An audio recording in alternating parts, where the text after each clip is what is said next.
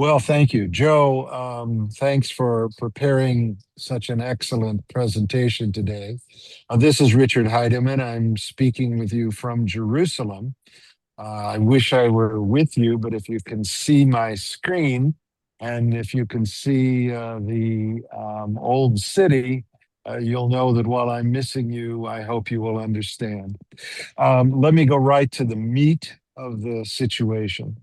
Um, the UN High Commissioner for Refugees, not UNRWA, but UNHCR, the UN High Commissioner for Refugees has had the standard ever since its inception to resettle refugees from whatever country they might be coming from, wherever they may be located, to resettle them into their country, their new home.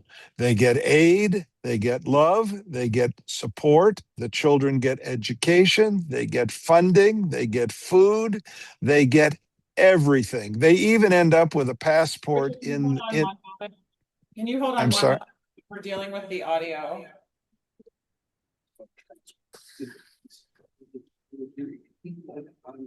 I think people online can hear now, but people here can't.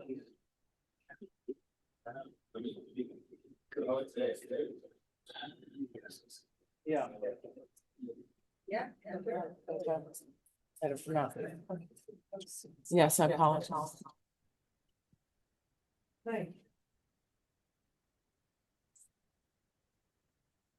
Joe, were you able to hear what I explained in this first part?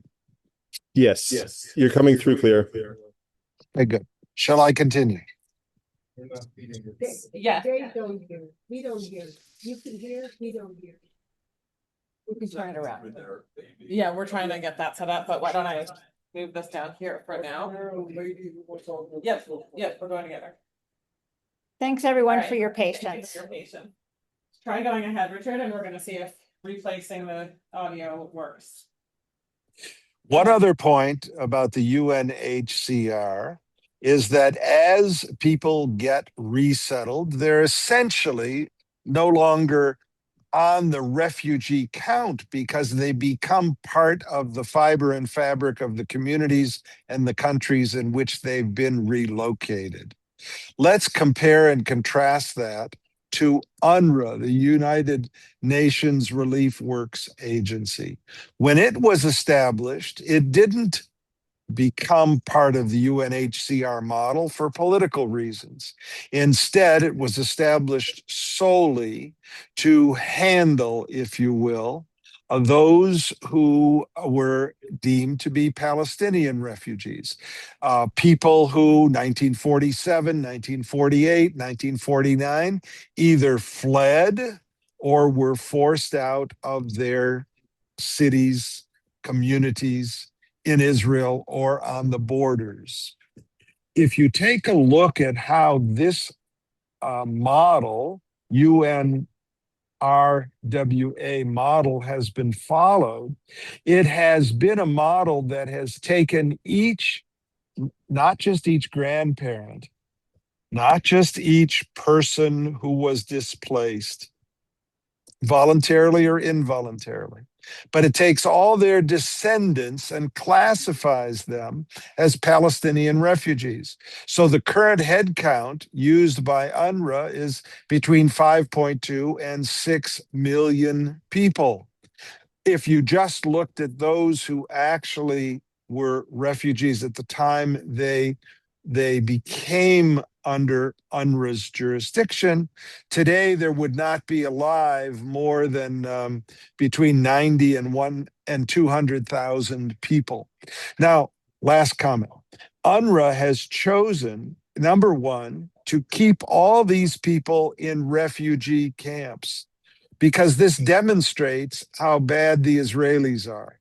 This demonstrates that there's a victimhood here that is paramount, and the perpetrators are the Israelis. But in fact, under UNRWA, all of these people have been kept in the camps. All of these people are classified as refugees. All of them, of course, get benefits. Their descendants get benefits, but then it goes one step further. to manage almost 6 million Palestinian refugees, you have to have a massive staff and a massive budget. And that massive staff and massive budget has morphed over the decades into a situation where they're all protecting their jobs, they're protecting their turf, they're protecting their power. Joe's going to explain how they have abused the situation, why they're not entitled to immunity. But I want to close with this comment. If indeed, under UNHCR and applicable US law and relevant international law, Palestinian refugees had over these last 7, 8 decades been treated exactly the same way as refugees from around the world, we would have a totally different situation today. Joe, I want to thank you for the superb work that you've done in being lead on behalf of our law firm in the litigation that we filed in the U.S. District Court for the District of Columbia against both UNRWA and UNRWA USA, the U.S. 501c3 charity that we have sued. In those cases, in one action, 2 separate defendants with multiple counts are pending in the U.S. District Court for the District of Columbia. Joe, I turn it over to you with great thanks. Thank you, Richard. And just as a little background in inside baseball, We're turning this off. It should be- my computer? This one. Yeah, mute that and not yours. Okay, am I good now? Think so. Okay. As a little background in inside baseball, we were thinking about suing UNRWA prior to October 7th because of the dynamic that Richard just explained. The consequences are dramatic, and to be very, very clear, and it should be without a doubt, we're fighting against UNRWA is not a fight against the idea of humanitarian aid to Palestinians. As Richard laid out, it's how that humanitarian solution has been structured, that has been serving as a diplomatic weapon, that has consequences that are extraordinary, that are horrific, and are growing. The budget, because of the inherited refugee status, only is going to get bigger. The service population, the aggrieved population are only going to get bigger. And if some resolution to these issues aren't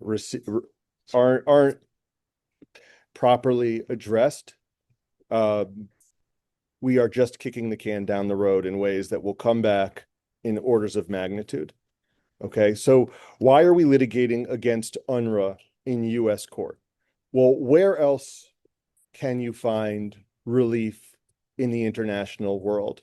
The ICC, the ICJ, these have already proven to be biased political courts that are not courts of evidence, that are not courts based on common law precedent or applying standards equally to all populations. They are, for all intents and purposes, kangaroo courts that are biased and that benefit from many of the same legal protections that UNRWA itself is asserting in this case.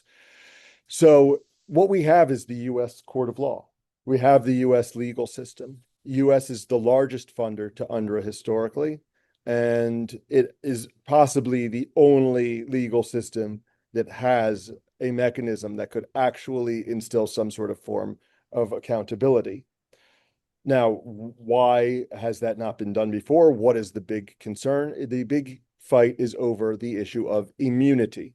Okay, the United Nations is absolutely immune from every form of legal process. That happened by virtue of the 1970 U.S. ratification of the Convention of the Privileges and Immunities of the United Nations.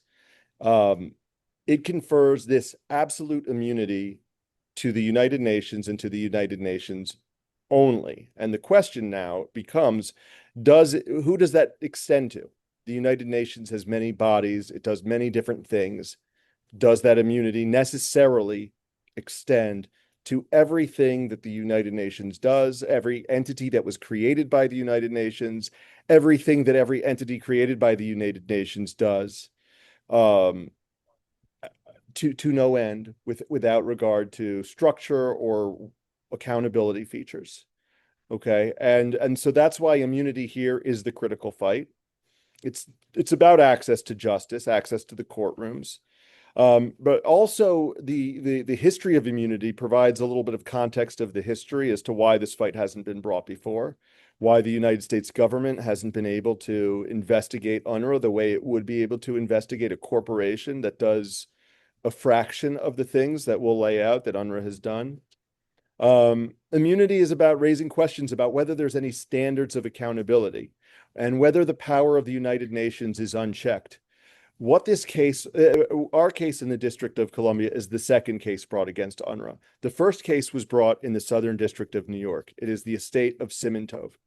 And the way that case came down, where the court found that UNRWA was entitled to immunity, despite the fact that the United States government took a contrary position, a position that should have been entitled to great deference under the laws of the United States.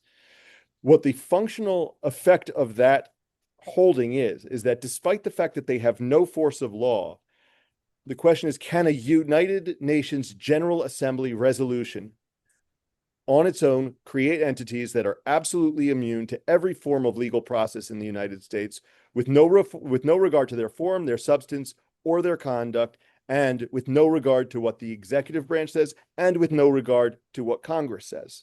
Okay, that should be an alarming proposition, the idea that a resolution by the General Assembly can have that type of effect. But that is what that is what the holding in that decision effectively stands for.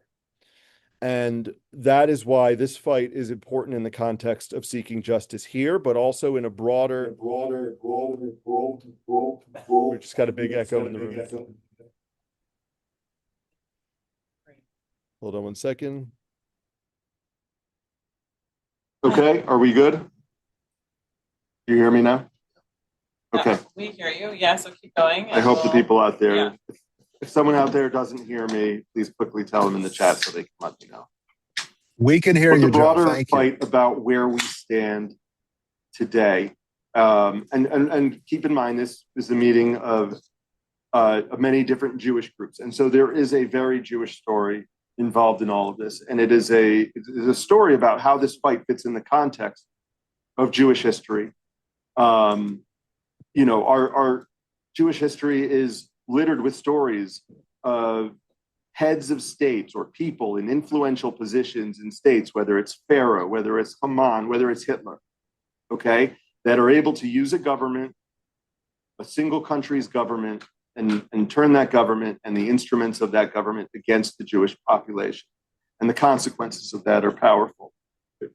We talk about today Iran, we talk about Syria, now we're talking about Qatar, Turkey, other states out there that have seemed to have their laser focus on Israel's security and sovereignty. And we're talking about the strongest institution of the Jewish people today.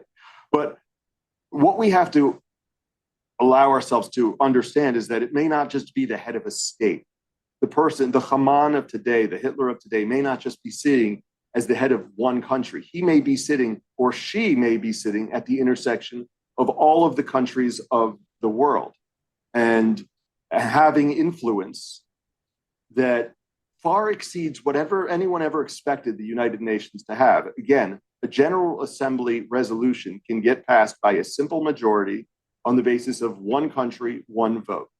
So can that type of instrument suddenly create immune entities in the United States? And if those immune entities do what UNRWA has done, what are the broader implications? Okay? That's why we're having this conversation. This isn't just a few bad apples that joined an agency. This is how diplomatic processes can be manipulated to have unimaginable consequences. We practice law representing American victims of terror. One of the laws we fight under is the Anti-Terrorism Act.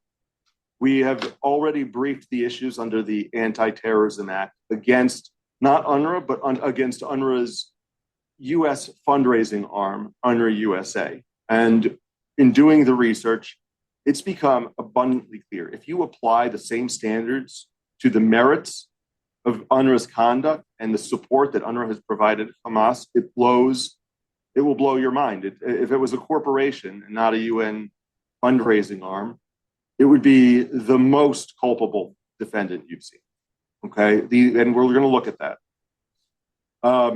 And what can be done about it? Well, the Israeli Defense Forces can certainly protect Israel's land, but their weapons don't extend to the halls of the United Nations. It's us, the lawyers, legal activists, that actually have the most power and the most responsibility in this regard. And we have to understand it. We have to think about it and take it seriously. So with that, I want to just quickly touch on a few points to provide you an overview of what's happening in this litigation, what the fight looks like, and then I want to turn it over to questions as quickly as possible. Okay, so there are three positions on UNRWA's immunity that are currently operative in our case. There's UNRWA's position that they are absolutely immune under law. There's our position that they are absolutely not. And there's the government's position, which is that they are not immune. The government and we, both us and the government, are aligned on the two most important questions, which are, is UNRWA immune under the Convention on the Privileges and Immunities of the United Nations, which we will call the CPIUN. We both say it is not. And under the statute, the International Organization Immunity Act, we both argue that it is not. Now, there's a statute, there's a treaty, and there's questions about how these two different sources of law interplay with each other. That is a part of the fight.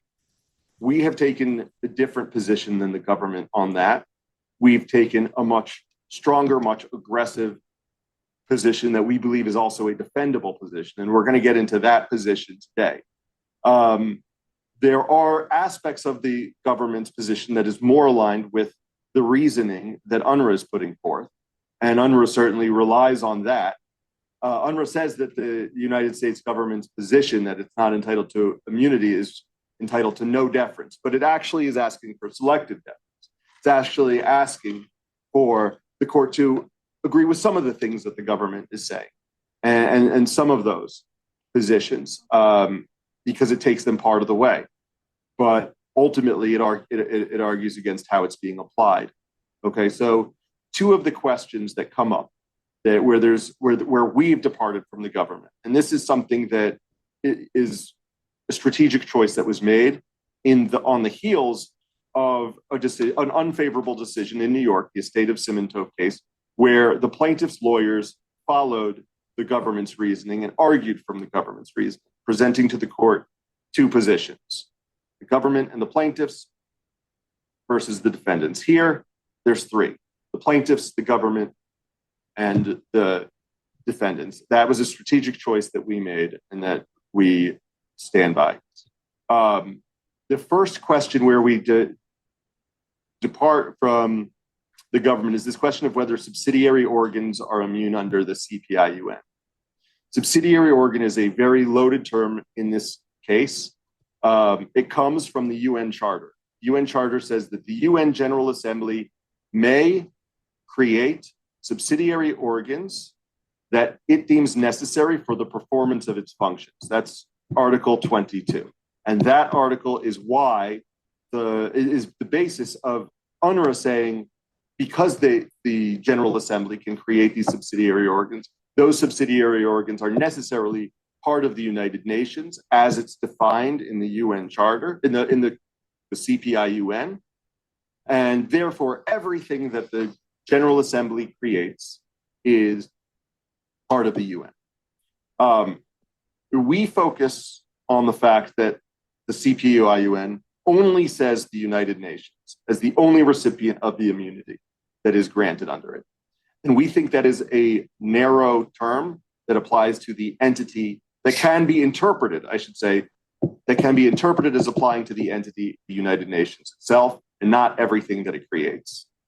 The government says, no, they take a different position. They say it does apply to their subsidiary organs. However, their subsidiary organs are not everything that the General Assembly creates, contrary to what UNRWA is arguing.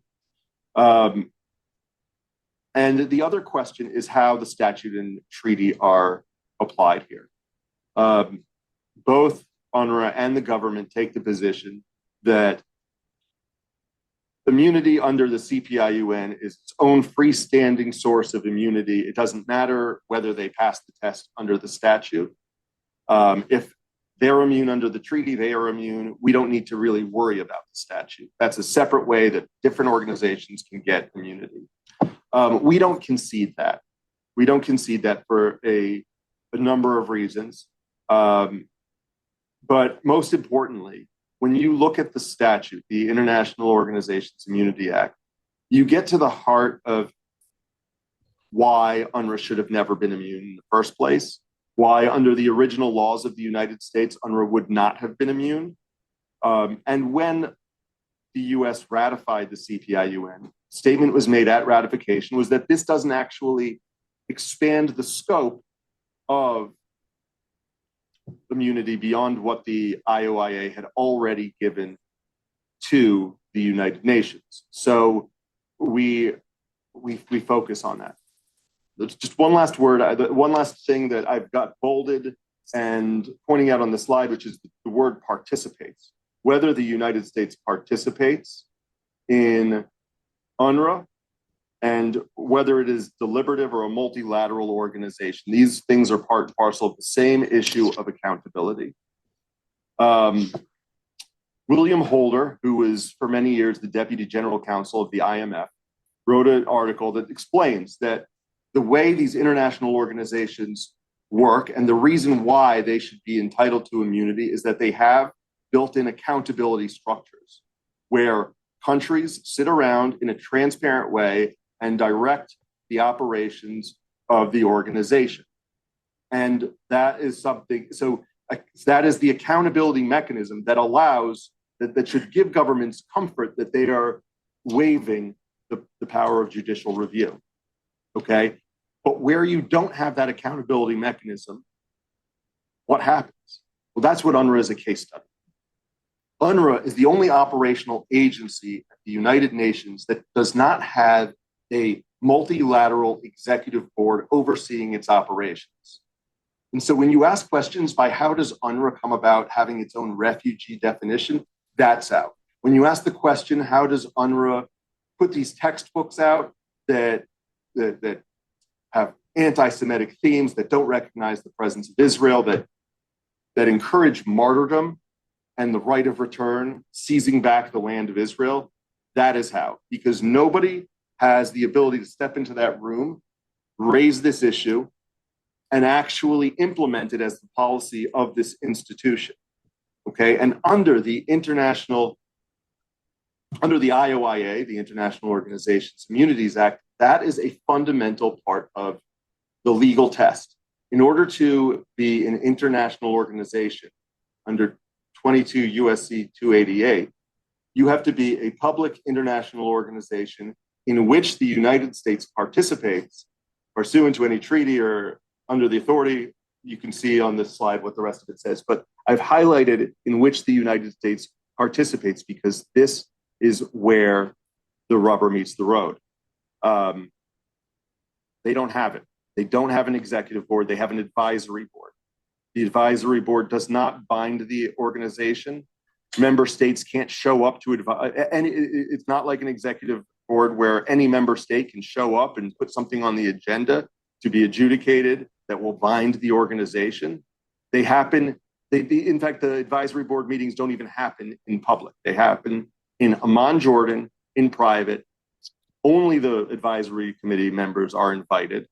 Israel has never been an advisory committee member. The United States has long not been an advisory committee member. And it doesn't even matter because, again, the advisory board can't do a damn thing, okay? And that means that there's no accountability structure that exists that should justify the extension of immunity. And the law of the United States recognizes the need for this accountability structure. That's why participation is part of the legal test. And US participation is absent under the statute that means that the United States, it is not an international organization that is entitled to immunity.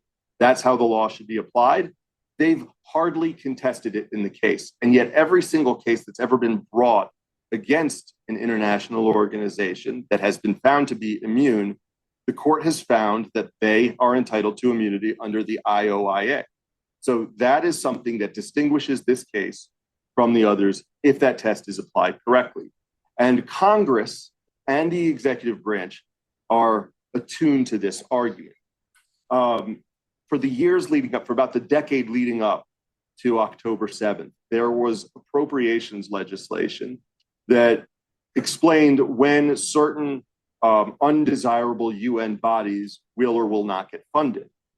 And the drafters of these appropriation legislation should be commended for their good work, because what they pointed out in the way that they've drafted it is they talk about US participation in multilateral bodies like the UNHRC, which is its own problem that we're not talking about today. Okay, but they talk about whether the US should participate in that. By contrast, where they've set forth tests for UNRWA, they say, do we fund UNRWA? Okay, so the difference between participation and funding is important and relevant in this context. It needs to be understood. I know they say that everybody gets a participation trophy, okay? But that's not the case, right? If you're at a swim meet, the kids who participate in the swimming competition get the participation trophy. The parents don't, the coaches don't, the referees don't, the timers don't. The sponsor of the entity doesn't get a participation trophy. That's what we are, the United States, or were prior to defunding. And so that theme was persistent in the legislation, the lack of an acknowledgement that the US participates in UNRWA. So it exists. So the US doesn't participate as a matter of fact. Congress does not view the United States as participating in UNRWA, despite the fact that the IOIA requires participation. And the administration followed that language when they issued Executive Order 14199. That was where the Trump administration, upon coming in the second term, pulled all funding for UNRWA in any way, also stopped participating in UNHRC. And so these operative legal instruments are fundamental in the backbone of our position, especially as our position, the unique position that our firm is taking on behalf of our clients, where it departs from that of the government. Okay, that same appropriations language serves as an important role in the merits of this case. It's the sole notice that UNRWA had and that UNRWA USA had, that the US government had concerns about UNRWA's conduct. There was no OFAC sanctions. There was no DOJ investigation. And when you are litigating these ATA cases, okay, where cases have been successful under the ATA, they either have a history of DOJ action or a history of Treasury action, neither of which is true for UNRWA. Why? Well, because of this presumption of immunity. That's what I would contend. Not because of what UNRWA did, it doesn't meet the standards of support. In fact, it meets the standards of support more than any of these other actors. Anybody who's practiced ATA litigation or any aiding and abetting should know the Halberstam factors. Typically, cases brought under the ATA for terrorism meet 2 or 3 Halberstam factors, and that gets the job done. In this case, UNRWA meets all 6, and in many of the cases, it meets all 6 in much stronger ways than any of the prior defendants. And what are we talking about here? Okay, if you've been following the news, the U.S. Office of Inspector General recently informed UNRWA that 101 of its members participated in October 7th. And of those, 70 were almost immediately fired, which should give you a sense as to how much UNRWA knew about that before they received that report. Okay, and it's not just that these Hamas members are participating in October 7th. That is atrocious in itself. That should be the case in of itself, but it's only the tip of the iceberg, because each of these 70 members who are participating have been working for UNRWA and have been working in the schools and have been teaching children and have been encouraging children to resist, to join Hamas, to be engaged in the acts of terrorism. And they have been doing it longer than Hamas has been around. They have been doing it longer than the PLO has been around. So now you have the administration of the US coming out and saying that UNRWA has become a subsidiary of Hamas. I mean, that is a statement that everybody in the Jewish community should be echoing loud and clear, but it possibly undersells the actual truth. The truth might be the reverse, that Hamas has been a subsidiary of UNRWA all along, and that UNRWA has had this goal all along. In fact, it has. It's out there. The Arab states did not want peace with Israel. The Arab states attacked Israel the second that it tried to declare independence. And the Arab states were the ones who perpetrated UNRWA to create this sort of lingering refugee claim. Okay. And what is the refugee claim? Is notwithstanding Israel's immigration policies, it's a United Nations body telling a group of people, you have a right to live in their country. You have a right to return to their country. That is a unique thing. No other country confronts that.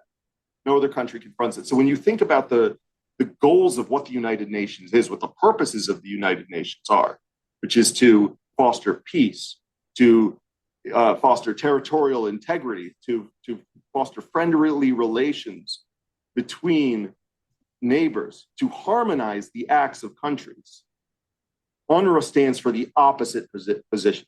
UNRWA does the opposite of what the UN was designed to do. UNRWA does the opposite of what refugee protection was designed to be. It is the opposite of a UN agency. It is the opposite of a refugee agency. And that has to be understood. And the consequences of that are here. The consequences of that are what we've seen in the textbooks, in the tunnels that go under UNRWA schools, in the power that comes from UNRWA's headquarters and powers the tunnels through a cord that the Israeli military found from UNRWA's headquarters to the tunnel command centers. This is not an accident. Before October 7th, even the UN in its biased ways conducted its own investigation, and it found weapons in UNRWA schools. UNRWA was supposed to be periodically checking these schools, but the commission, and when you read it, they find weapons in plain sight where the children can see it, where the teachers see it, the teachers know it's there, they don't care, they might have been the ones to put it there, okay? And when we talk about UNRWA staff and Hamas staff, we're not talking about a low-ranking Hamas member that is a janitor in an UNRWA school. We're talking about high-ranking Hamas officials that are the principals of UNRWA schools, that are the teachers, that are the guidance counselors. These people have tremendous influence in these positions, and they are wielding it. They've been wielding it, and they are going to continue to wield it until somebody stops them. And that's why this immunity fight is paramount. They say one of their arguments is that we need immunity in order to function. International organizations need immunity to function. We want to test that thesis. We want to figure out that if we can strip immunity, can they cease to function? Because this is not an entity that is just objectively doing good work that may have had some incidental hiccups along the way. This is an agency whose fundamental mission has been hijacked and is, yes, they may be providing humanitarian services that Palestinians would have otherwise received under UNHCR anyways, but they are doing it in a very offensive way that is weaponizing their diplomatic status to target to target Israel, and with it the global Jewish community. That's the overview of sort of the legal in and outs. I want to turn it over to Rhonda and anybody else who has questions before we're out of time. First of all, I have, if I may, I just have two very quick points I want to supplement. Before we go to those from the audience. And my question was, can you talk a little bit about what the budget is of UNRWA USA and who is funding that and how, in other words, I've worked for companies and nonprofits. You set a budget and then, you can base it on last year's budget, but how much of the money that comes in for under USA actually goes to UNRWA or it goes to the next year's budget? And is there any way that that can be tracked? How different is the money that comes into UNRWA USA versus UNRWA? Let me. So that's a really good question. UNRWA USA is a very pivotal actor in all of this. Prior to October 7th, UNRWA USA was raising $1 to $3 million a year for UNRWA, and it acted more or less as UNRWA's advocacy arm here in the U.S. They would put on runs. They were promoting the cause, saying that UNRWA is a good thing that deserves to be funded. From $1 to $3 million in 2023, the year of October 7th, they reported a jump in contributions to 22 million. Okay, in 2024, it went up to $51 million. So it is a funnel. There is not a lot of transparency around where charities' monies come from and where they go to. And that is another reason why we are bringing this litigation. And one of the things that we are very vigorously pursuing discovery over so that we can answer that specific question. Because if it's basically acting as a laundering tool for money from the United States to Hamas, that needs to be made clear. We need to get to the bottom. I have a couple of questions from the audience. Vicky, did you want to go first?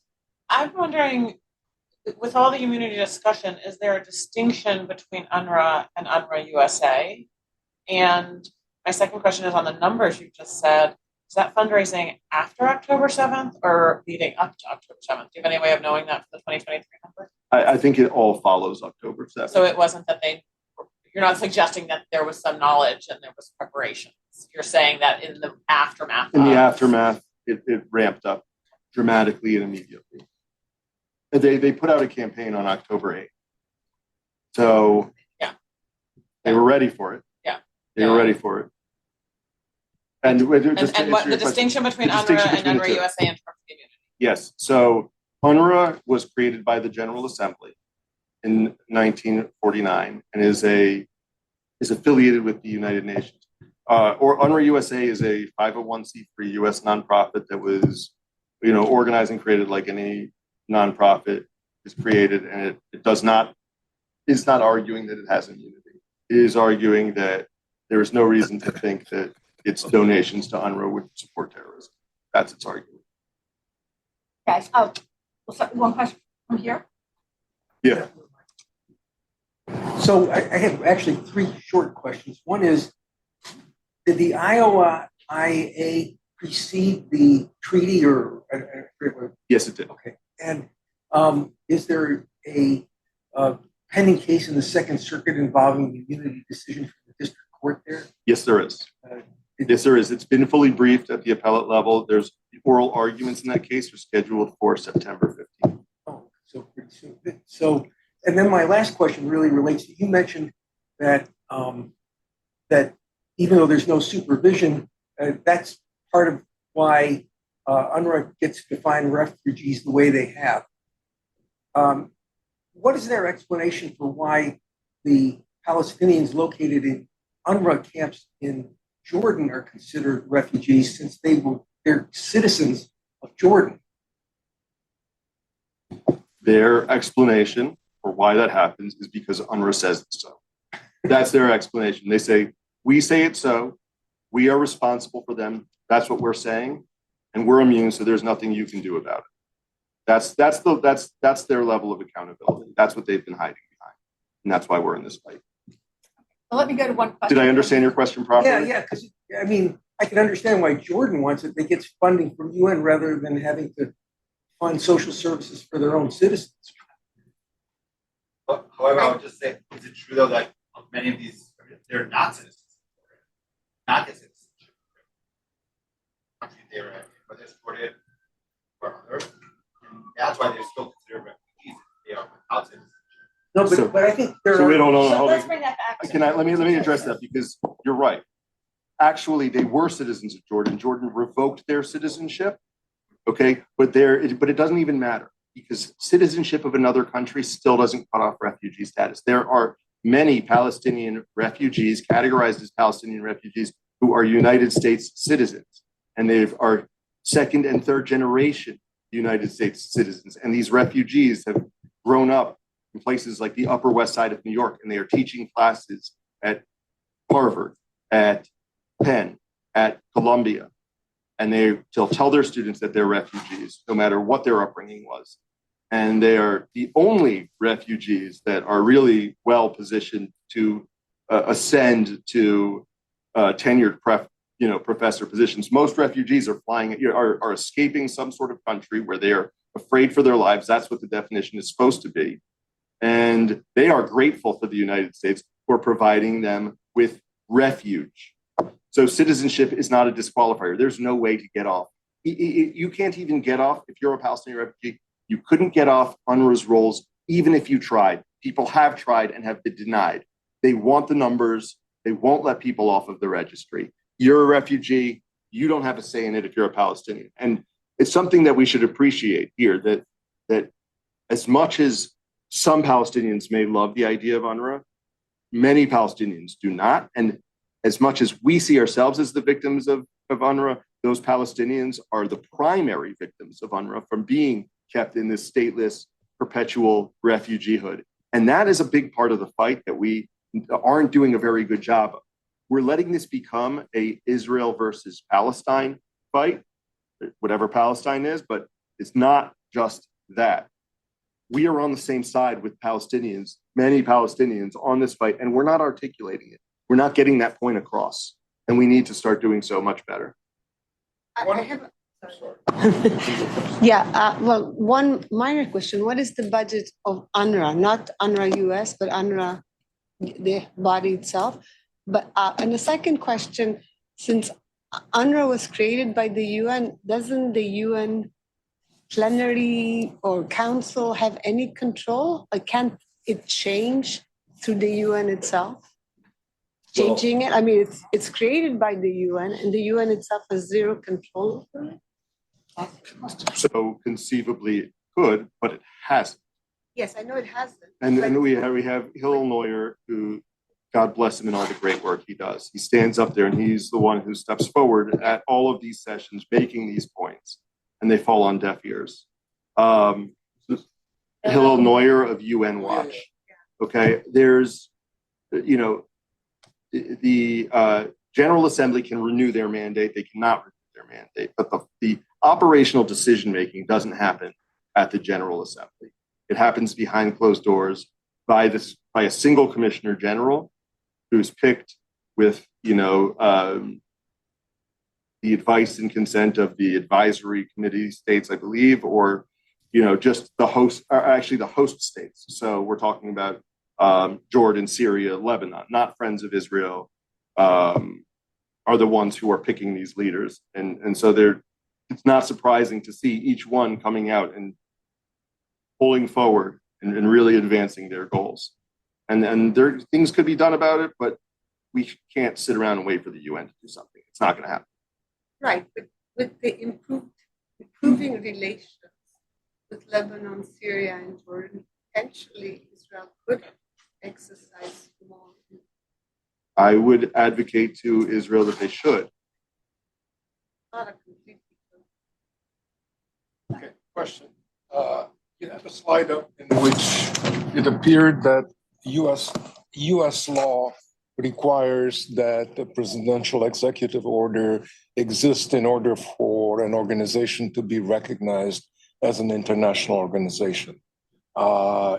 Is there such an executive order for UNRWA? There is not.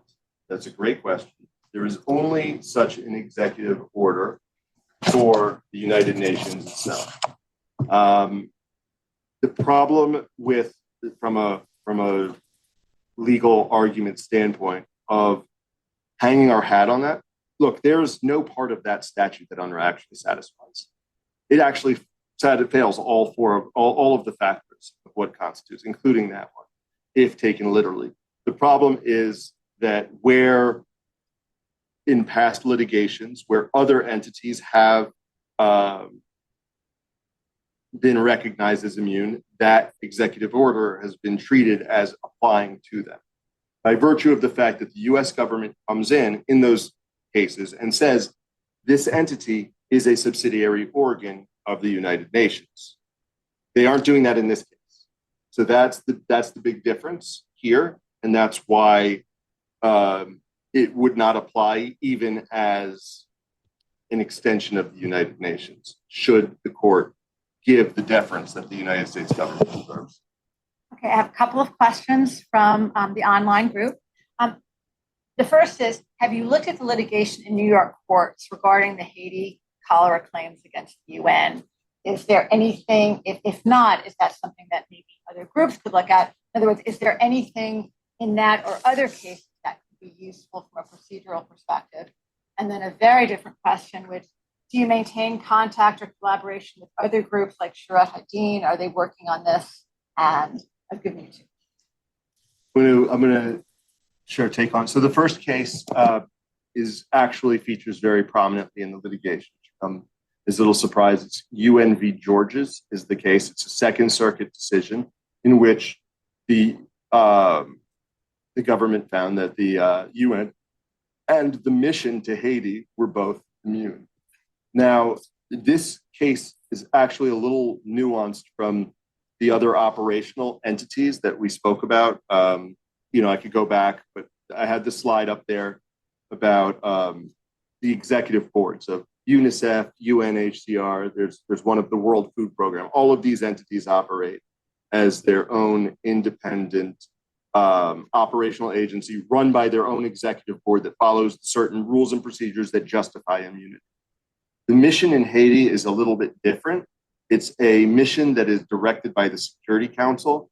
The employees aren't staffed up at the local level the way that UNRWA is.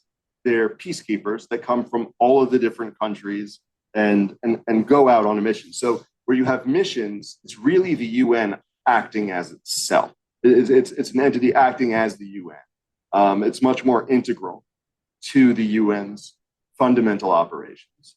So we fight against it. We have to distinguish ourselves from that case more than we can benefit from it. In fact, there's not a case out there where a plaintiff has sued the United Nations and a court of law has said that that entity is not immune. And so that's the uphill battle. Now, there's also never been an instance before now where the United States government has taken the position that the United States government is taking. So either way, a precedent is going to be set in this litigation. The precedent that has already been set, through the New York litigation is not the good one. It's a very sweeping one that has big impact. And we're hoping to correct course by coming up with a different position, getting our court to come out with a different position. And we need to continue that fight. Great. And then working with other organizations. There are other cases from the United States that are against the victims, for the victims of terrorism. You have a fairly specific nation. So, there's a lot of different law firms that do the same work we do, and we work cooperatively with them in many, many ways. We, of course, compete with them for clients, but where there's opportunities for us to work together, when we do it well, it is a very powerful thing. Getting that to happen is something that we should always, and all of us who are in the bar, anybody who's out there listening to this program, we should find a way to work together to advance this, because we have a very limited window. I don't expect the next administration, regardless of what party it comes from, to have an understanding of these issues the way that the current administration does. I see one question here. Hi. First, I'm sorry I arrived late. I got further out. Not actually. I've been in the Department of International Market Trade Fund for many years, and I didn't specialize on the immunity issues. I know Bill Holder very well, but there have been some cases since Bill wrote that article where the immunity issues, now granted, the IMF and the World Bank are not subsidiary agencies, but some of those decisions came out with limitations to immunities, which we at the time wouldn't have been thrilled about, but they make some sense. And I wonder how those cases are or are not helpful to you. And I'm particularly interested in one topic that I know a little bit about, the functional immunity and the lack thereof with the agency is acting outside of its functions. And when you talk about the schools that have weapons in them, that strikes me as outside of the functions. And so I wonder how all those issues are helpful or not to you. Thank you. And thank you for your presentation, by the way, it's great. So those are great questions. There have been two cases that have been rather favorable in the IOIA space in recent years. One of them is JAM versus IFC. The other one is Rodriguez versus the Pan American Health Organization. In both of those cases, immunity was denied. And so we do rely on them to some extent. However, both of those cases do have language in dicta that distinguish those organizations from the UN, and they have comments that distinguish it from the CPI-UN. But dicta is not conclusive. The language is not conclusive in any way, but it's certainly been asserted by UNRWA in trying to distinguish. Now, remind me again your second question. Functional immunity.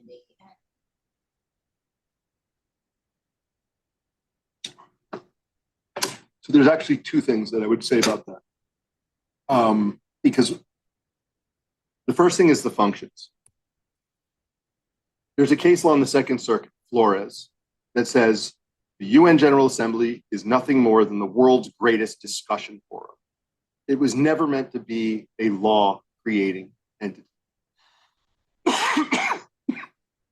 And yet it has enormous, awesome power that I don't think we properly appreciate or recognize. The fact that it can create entities, label them subsidiary organs, and have them operate above the law, regardless of what they do, regardless of what their purpose is incredible and alarming. Here's another provision of the UN Charter, which is Article 105, which is the immunities provision. And there's a distinction between the language. Article 105, it says the UN has immunity in furtherance of its purposes.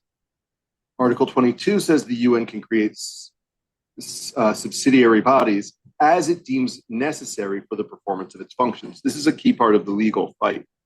UNRWA focuses on the as it deems necessary language in Article 22 to say this is a discretionary clause. If we create it, it means we deem it necessary. And therefore, it is necessary for our functions, regardless of what the General Assembly's defined functions are in the Charter itself. We've, of course, gone back at them that is not an unlimited grant of discretion. And we've also pointed out that discretionary language is not used in the section, in the article that deals with immunity. That is an objective test. And that's why I go back to it, because that talks about the purposes of the UN. Not just the functions, not just what the body of the UN does, but why the UN was created. And when you look at UNRWA and how fundamentally antagonistic it is to the purposes of the UN, in terms of creating harmony, in terms of creating peace among the nations, that should be setting off major alarms. And we did put that on the notice of the court, for sure, in our arguments. We are over time, but if you have a couple more minutes, people would like to, and I know that Harvey, we are in your space. We're fine for a few more minutes. Okay, because we have a number of questions online, but we're going to ask whether Ethan. Okay, I have hopefully what's a quick question here. As part of your litigation, will you be able to, in discovery, will you be able to get access to the list of donors to the UNRWA nonprofit in the US? We are not in discovery yet. Okay. So just to give you a sense of the posture, because I think this is important, I'm glad you asked that question. We have briefed the issue of, we have briefed their motion to dismiss. Okay, UNRWA brought a motion to dismiss on the ground of immunity. UNRWA USA brought a motion to dismiss under 12b6. Neither of those have been decided. In fact, we just finished the briefing.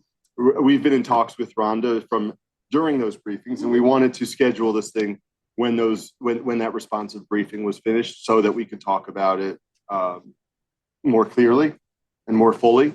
And that's where we are. We don't know if there's going to be an oral argument set up in this disposition of the motions to dismiss, but we're waiting on the court right now. Okay, thank you.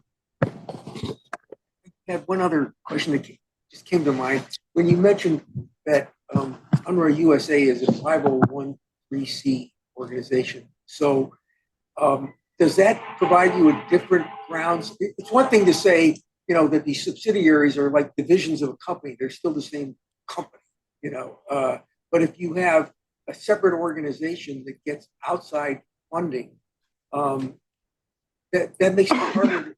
It strikes me harder to argue that it's, just acting as the UN. I don't know whether their board of directors could include outside people that aren't part of the UN. That would make a difference too, wouldn't it? So, great question. This is a major part of the litigation that we're fighting, is that UNRWA USA takes it a step further. They said, we're not part of the UN. We're not UNRWA. We are our own charity. We're just people who like UNRWA, who organize to raise money for this cause that we really believe in, because we really believe in the Palestinian cause. We really believe in supporting Palestinian refugees. Therefore, we're raising money for UNRWA. If I'm speaking frankly, I think it's bullshit. I think UNRWA USA is created by UNRWA to raise money in the United States, and it operates as an arm of UNRWA, a fundraising arm of UNRWA. But they hide behind that separation. Their argument, their litigation strategy is to hide behind that separation. We didn't know these things about UNRWA because we're not, whatever UNRWA might have known or was dealing with internally.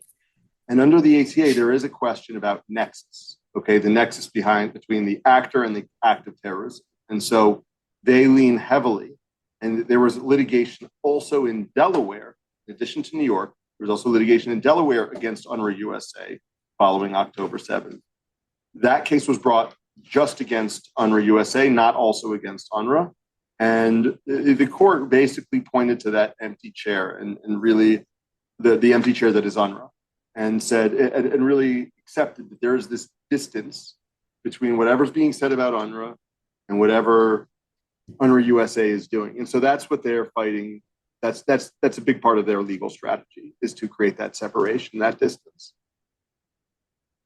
I think I'll bring up the final question online, and it's based on something that's come in from online. To what extent is immunity for speech or for acts in furtherance of your purpose versus criminal acts? How does that, in other words, if I, let's say I work for a nonprofit, which I do, and they do something wrong, which they wouldn't, of course, but it would be, I made a business judgment based on the furtherance of my exempt purpose. This is criminal activity beyond criminal activity. So let's say, how does that play into the immunity argument, or is that 100% what they're relying on? Anything we do is in furtherance of our purposes, and if something criminal happened, we had nothing to do. Well, first of all, I think this is a perfect question to close on, because it's maybe the most important thing to remember about this, and it cuts both ways. Immunity in this case applies to everything. Okay, it's not just about and if you read the CPIUN, it's very broadly written. It says they are immunized from every single form of legal process. So it's not just about being sued. If the U.S. government is asking questions of UNRWA, they can decline to answer because immunity. If people want them to take certain actions, they can decline to do so because of immunity. Money. When there's fighting on the ground and the IDF is saying, we know there are Hamas members firing rockets from your building, UNRWA says, you can't come in here because of immunity. So it is a very, very broad reach, a very broad scope. They depend heavily on it. And that's why UNRWA immunity is the critical fight, because they lean on it so much, because it's something that is so fundamental to their operations and their malfeasance, that if we take it out, if we can get a court of law to determine that they're not immune, it has sweeping implications, not just in the context of this case. I think Richard wanted to say something to close. Yeah, just two closing points. First of But all, you're not coming through, Joe. Richard. I don't hear. Looks like I Hello, have to do hello? something, so folks would give me a moment. Yeah.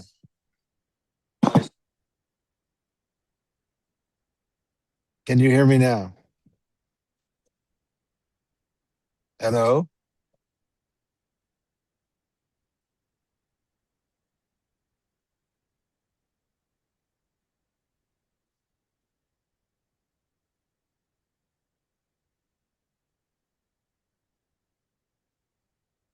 Joe, are you able to hear me?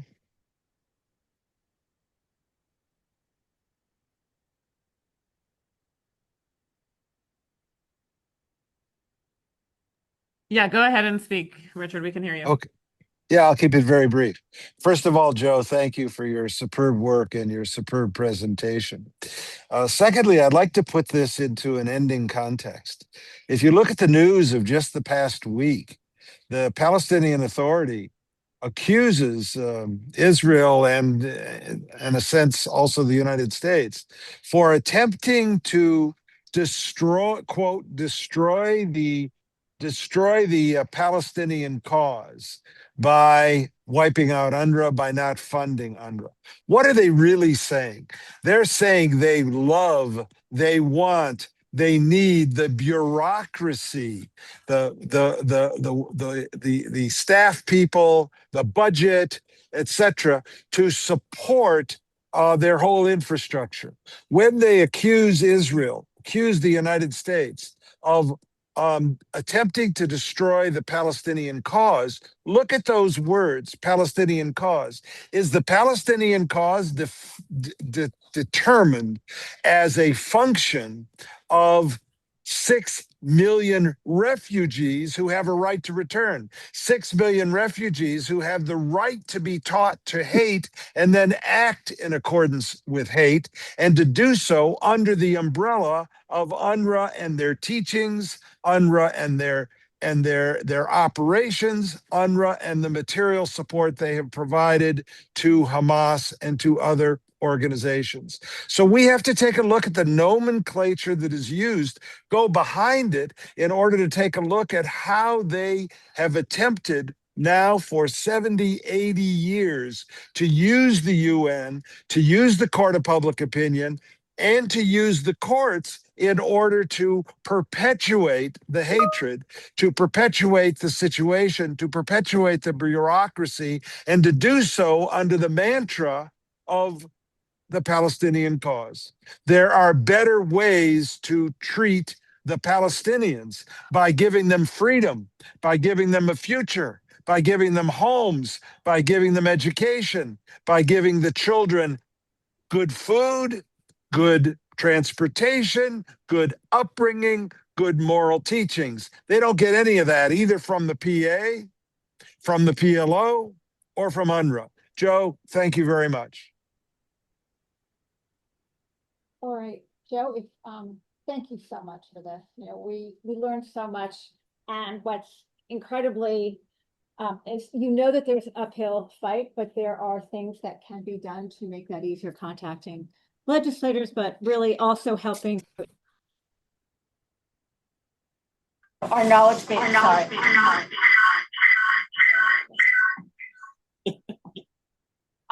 To the extent that we can continue to talk about all these things, I think it's really important. And with social legislation, if there's ever an opportunity, we're going to make this brief.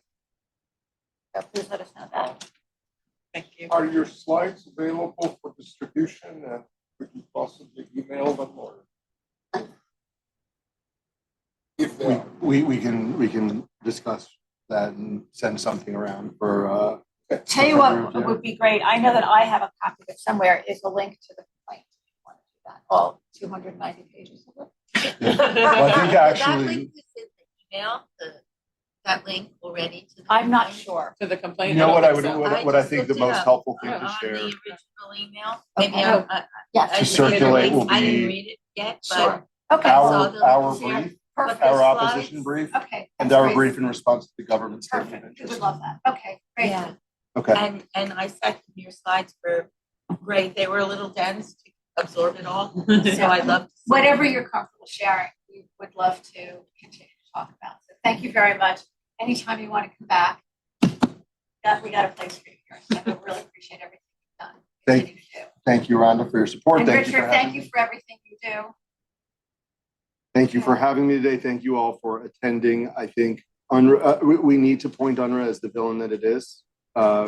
We can't sit here and talk about Iran and Qatar and Turkey and not also talk about UNRWA. It is up there. It is culpable. It is complicit in all of this. We appreciate the support of all of your organizations. You specifically, Rhonda, of course. Really. Thank you for Very hosting me grateful. now. This is for the second or maybe the third time, and I will continue coming back anytime you'd have We me. love it. Thank you very much. Thank you.